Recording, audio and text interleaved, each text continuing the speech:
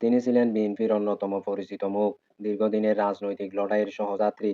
ঢাকা-৬ আসনের মানুষের আস্থার প্রতীক হিসেবে তিনি এখন শুধু রাজনৈতিকই নন, বরং দায়িত্ব নিয়েছেন রাষ্ট্রের গুরুত্বপূর্ণ একটি মন্ত্রণালয়ে।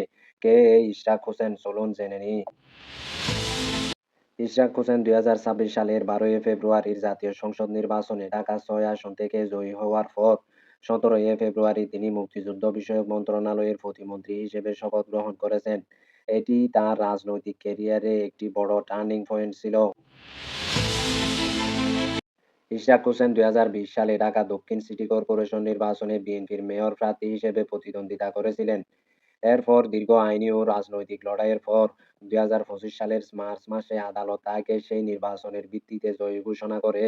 সেই সময়কার দীর্ঘ অবস্থান কর্মসূচি এবং আন্দোলন তাকে ঢাকার রাজনীতিতে এক বিশেষ পরিচিতি দেয়। রাজনৈতিক মহলে ইশরাক হোসেনকে তরুণ ও উদ্যমী নেতা হিসেবে দেখা গেলেও বর্তমানে মন্ত্রণালয়ের দায়িত্ব পাওয়ার পর বিশেষ করে পণ্য মূল্য নিয়ন্ত্রণ এবং উন্নয়নমূলক কাজে তাকে সক্রিয় দেখা যাচ্ছে। একসময়ের প্রতিবাদী কণ্ঠস্বর এখন রাষ্ট্রের নীতি নির্ধারণী পর্যায়ে।